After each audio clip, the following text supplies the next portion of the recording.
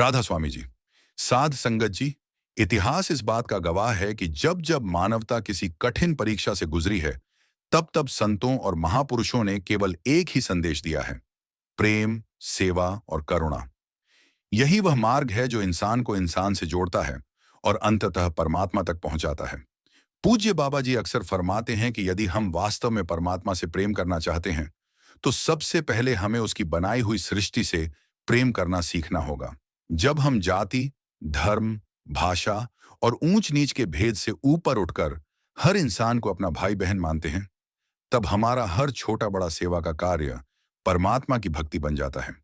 बाबा जी के शब्दों में, यदि आप चाहते हैं कि कोई आपकी सहायता करे, तो पहले आप किसी और की सहायता कीजिए। दूसरों की खुशी में ही हमारी अपनी खुशी छिपी हुई है। यही संत मत की सबसे बड़ी शिक्षा है, निस्वार्थ सेवा। ऐसी सेवा जिसमें न किसी प्रशंसा की इच्छा हो, न किसी पहचान की लालसा, बल्कि केवल दूसरों के दुख को अपना समझकर उनकी सहायता करने का भाव हो। साल 2020, वह समय जिसे शायद पूरी दुनिया कभी नहीं भूल पाएगी। एक ऐसा दौर जब एक अदृश्य वायरस ने पूरी मानवता को भय और अनिश्चितता के माहौल में धकेल दिया। हर दिन बढ़ते संक्रमण, अस्पतालों में भीड़ और चारों ओर फैली चिंताओं ने लोगों का जीवन बदल कर रख दिया। भारत भी इस वैश्विक महामारी से अछूता नहीं रहा। संक्रमण को रोकने के लिए 24 मार्च 2020 को पूरे देश में ऐतिहासिक लॉकडाउन की घोषणा की गई। यह निर्णय लोगों की सुरक्षा के लिए आवश्यक था, लेकिन इसके साथ ही लाखों गरीब और प्रवासी मजदूरों के सामने जीवन का सबसे कठिन संकट खड़ा हो गया। फैक्ट्रियां बंद हो गईं, काम रुक गया, रोज कमाकर खाने वाले लोगों की आमदनी एक ही दिन में समाप्त हो गई। बसें और रेल सेवाएं बंद होने के कारण हजारों लोग अपने परिवारों तक पहुंचने के लिए सैकड़ों किलोमीटर पैदल चलने को मजबूर हो गए।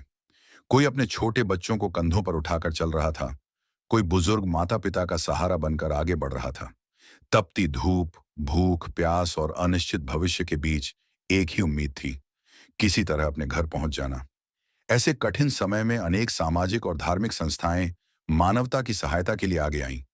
इन्हीं में से एक थी राधा स्वामी सत्संग ब्यास, जिसने बिना किसी भेदभाव के अपना हर संसाधन मानव सेवा के लिए समर्पित कर दिया।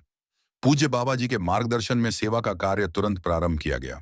देश भर के सत्संग केंद्रों के द्वार जरूरतमंद लोगों के लिए खोल दिए गए। जिला प्रशासन के साथ मिलकर इन केंद्रों को राहत शिविरों और अस्थायी आश्रय स्थलों में बदल दिया गया। देखते ही देखते देश भर के लगभग 250 से अधिक सत्संग केंद्रों में भोजन तैयार होने लगा। हजारों सेवादार दिन रात एक करके रसोई में जुट गए। किसी ने सब्जियां काटी, किसी ने रोटियां बनाई, किसी ने भोजन पैक किया, तो किसी ने उसे जरूरतमंदों तक पहुंचाने का दायित्व संभाला।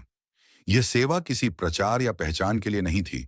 इन सेवादारों का उद्देश्य केवल एक था: कोई भी भूखा न रहे। सिर्फ भोजन ही नहीं, बल्कि लोगों की सुरक्षा का भी पूरा ध्यान रखा गया। बड़ी संख्या में फेस मास्क, हैंड सैनिटाइजर और अन्य आवश्यक वस्तुएं आसपास के गांवों तथा जरूरतमंद परिवारों तक पहुंचाई गईं। जब प्रशासन को अतिरिक्त स्थानों की आवश्यकता महसूस हुई, तब राधा स्वामी सत्संग ब्यास ने अपने सत्संग केंद्र भी उनके उपयोग के लिए उपलब्ध करा दिए। चाहे आइसोलेशन वार्ड की व्यवस्था करनी हो, आश्रय स्थल बनाना हो या भोजन वितरण का कार्य, हर आवश्यकता में संगठन प्रशासन के साथ कंधे से कंधा मिलाकर खड़ा रहा। इसी दौरान बाबा जी ने एक अत्यंत प्रेरणादायक संदेश दिया। उन्होंने कहा कि यह सब संगत का है और जब भी मानवता को इसकी आवश्यकता होगी, इसके द्वार सभी के लिए खुले रहेंगे। यही संत मत की परंपरा है, जहां सेवा में कोई भेदभाव नहीं होता। धीरे धीरे इन सेवा कार्यों का विस्तार और भी बढ़ता गया। देश के विभिन्न राज्यों में सत्संग केंद्र प्रवासी मजदूरों के लिए सुरक्षित आश्रय स्थल बन गए। यहाँ आने वाले प्रत्येक व्यक्ति को केवल रहने की जगह ही नहीं, बल्कि सम्मान, अपनापन और परिवार जैसा वातावरण भी दिया गया। देश के अनेक राज्यों में स्थित राधा स्वामी सत्संग केंद्रों को अस्थायी आश्रय स्थलों और क्वारंटीन केंद्रों में बदल दिया गया। यहाँ आने वाले प्रत्येक व्यक्ति की सबसे पहले स्वास्थ्य जांच की जाती थी। डॉक्टरों की टीम यह सुनिश्चित करती थी कि यदि किसी में बीमारी के लक्षण हों, तो उसे तुरंत उचित उपचार के लिए अस्पताल भेजा जाए।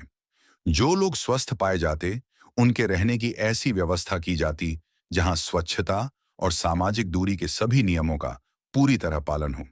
प्रत्येक व्यक्ति को साफ बिस्तर, चादर, तकिया, कंबल, नहाने का साबुन कपड़े धोने का साबुन, टूथब्रश, टूथपेस्ट, तेल, तौलिया और अन्य आवश्यक सामान बिल्कुल निःशुल्क उपलब्ध कराया जाता था। दिन में 3 समय ताज़ा और पौष्टिक भोजन, सुबह की चाय और नाश्ता, पीने के स्वच्छ पानी की व्यवस्था, मोबाइल चार्ज करने की सुविधा और आवश्यकता पड़ने पर मेडिकल तथा मनोवैज्ञानिक परामर्श भी दिया जाता था। इन केंद्रों में रहने वाले लोगों को कभी यह महसूस नहीं होने दिया गया कि वे किसी राहत शिविर में हैं। उन्हें परिवार के सदस्य की तरह सम्मान और स्नेह मिला। इन केंद्रों की सबसे सुंदर बात यह थी कि यहाँ किसी से यह नहीं पूछा जाता था कि वह किस जाति, किस धर्म या किस प्रदेश से है। यहाँ केवल एक ही पहचान थी, वह एक इंसान है और उसे सहायता की आवश्यकता है। इसी सेवा भावना का एक अत्यंत भावुक उदाहरण उस समय देखने को मिला जब रमजान का पवित्र महीना शुरू हुआ। अनेक मुस्लिम भाई बहन इन आश्रय स्थलों में रह रहे थे। स्वाभाविक रूप से उन्हें चिंता थी कि वे रोजा और नमाज कैसे निभा पाएंगे, लेकिन सेवादारों ने उन्हें विश्वास दिलाया कि उन्हें अपनी धार्मिक परंपराओं का पालन करने की पूरी स्वतंत्रता होगी। रोजा रखने वालों के लिए सुबह सहरी के समय विशेष भोजन तैयार किया जाता था। शाम को समय पर इफ्तार की व्यवस्था की जाती थी। पांचों वक्त की नमाज के लिए भी पूरा सम्मान दिया गया।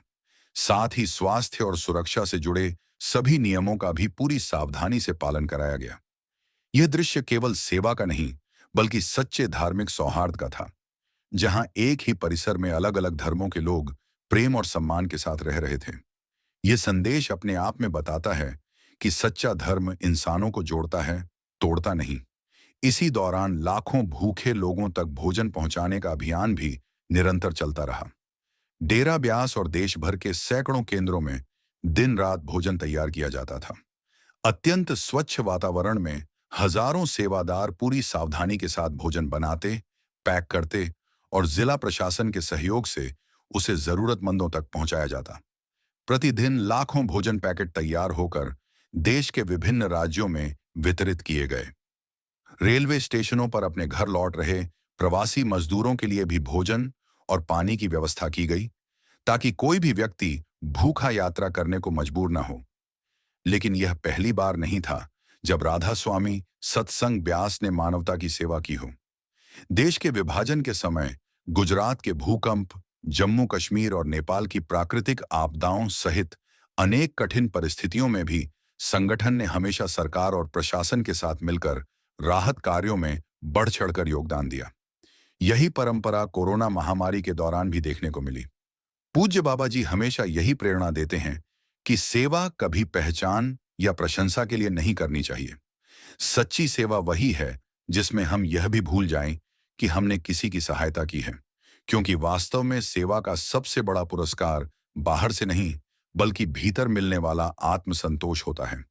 यही कारण था कि सेवा समाप्त होने के बाद भी सेवादार स्वयं को किसी उपलब्धि का अधिकारी नहीं मानते थे। वे तो उल्टा उन लोगों का धन्यवाद करते थे जिन्होंने उन्हें सेवा करने का अवसर दिया। साथ संगत जी, इस पूरी घटना ने हमें एक अमूल्य शिक्षा दी। परिस्थितियां चाहे कितनी भी कठिन क्यों ना हों, यदि हमारे हृदय में प्रेम, करुणा और सेवा का भाव जीवित है, तो हम अंधकार में भी आशा की किरण बन सकते हैं। आइए हम भी अपने जीवन में यही संकल्प लें कि जहां भी किसी जरूरतमंद की सहायता करने का अवसर मिले, उसे परमात्मा की कृपा समझकर पूरे प्रेम और विनम्रता के साथ निभाएं। यदि आपको यह वीडियो प्रेरणादायक लगा हो, तो इसे अधिक से अधिक लोगों तक अवश्य पहुंचाएं। हमारे राधा स्वामी चैनल को सब्सक्राइब करें, वीडियो को लाइक करें और शेयर करें, ताकि सेवा, प्रेम और मानवता का यह संदेश हर घर तक पहुंच सके। अंत में सद्गुरु महाराज से यही प्रार्थना है कि वे हम सभी को प्रेम, सेवा, विनम्रता और भक्ति के मार्ग पर चलने की शक्ति प्रदान करें। राधा स्वामी जी।